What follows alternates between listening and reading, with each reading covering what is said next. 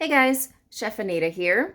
I am home from my sunshine fun and I am prepping up dinner at home now.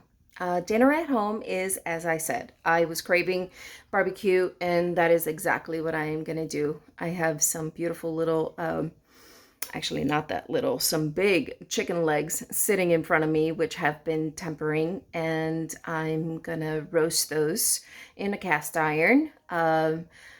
The thing about barbecue, when you say you want to make barbecue, make sure that you actually have propane in your grill before we get all excited about the barbecue. But it's okay because I can actually make my barbecue in a cast iron pan in a hot oven and have it taste like it literally came out of a grill. That's just what I can do. And that's great because our grill has no propane, but that's all right. It is still winter, so I'm just going to roll with the punches here. But I still wanted barbecue. And when I made my big batch of Super Bowl barbecue sauce, I still have some of that left over. So again, it's kind of like when I said with the tomato sauce, if you're making a tomato sauce or a barbecue sauce or anything like that, go ahead and make a big batch and then freeze the rest of it, unless you're going to use it right away, but freeze it. It cuts out a big portion of your prep when you decide you want something on the fly after a long day at work and you're like, hey, I kind of feel like a simple pasta. Then you already have that sauce made in your freezer, and all you have to do is just defrost it and you're good to go. So today I'm going to be using that barbecue sauce, which I already have made, to glaze my chicken legs. But before I do that, I have a baked potato cooking in the oven right now at 425 degrees. And that is going to be a loaded baked potato. Now, because I am trying to be healthier and because I have all of a sudden developed this really annoying intolerance to dairy, a lot of my dishes that require cheese and butter, I have to kind of maneuver and make better for my tummy's worth. So annoying because I love butter and I love cheese. But today, my baked potato, my loaded baked potato, is going to be made with Corto olive oil. And then I'm also going to be loading it with just a little blanched broccoli, not broccolini. I'm actually going to be using broccoli.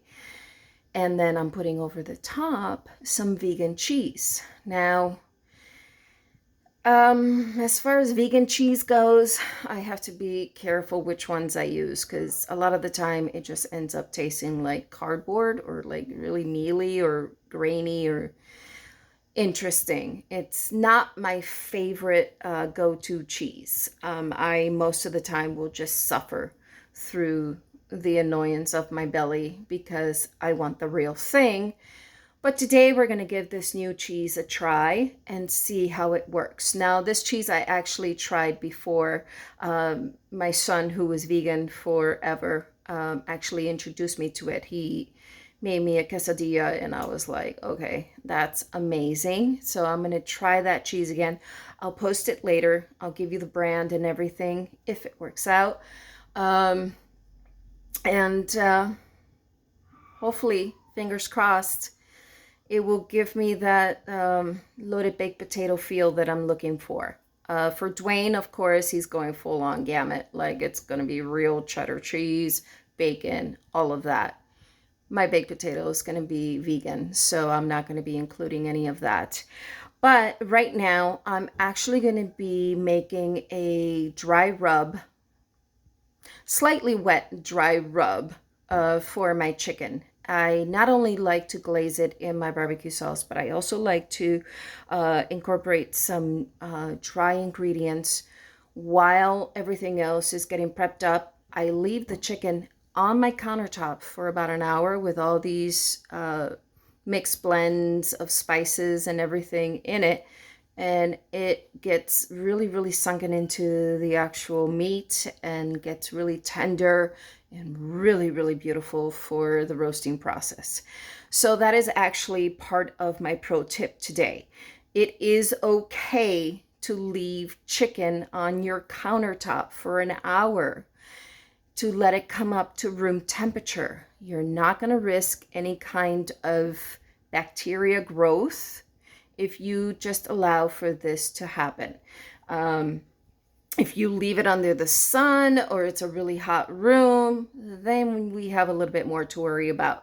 And I know that there's a lot of people out there who are just like, I'm not going to do it.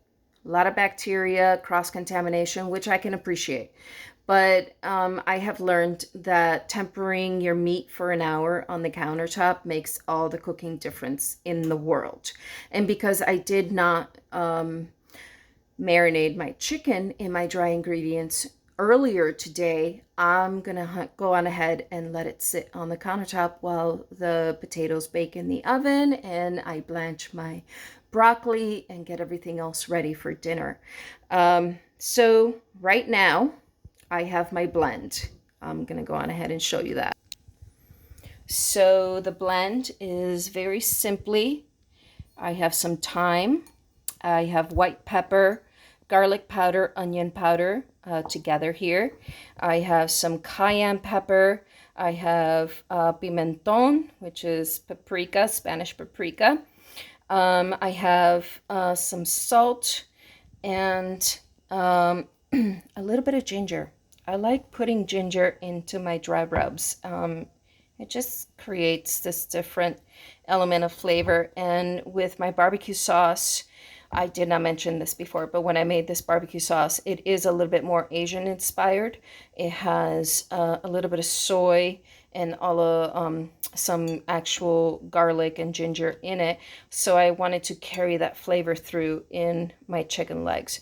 So I'm going to go on ahead and blend that with a little bit of Corto olive oil, which makes it a little wet, dry rub situation. And then I'm going to toss it into my chicken. And I'm just going to let it sit. Let it come up to room temperature because right now these chicken legs, super cold. I want these to be more room temperature before I start searing and roasting in the oven. So again, this is a lot of information for a very, very simple barbecue chicken leg. So if you guys have any questions, just please DM me and I'll walk you through it. One of these days I'll be able to do these live, but right now with my madhouse being as it is, it's a little bit more difficult. So videos we'll have to do for now. Okay, so I'll see you guys soon, okay?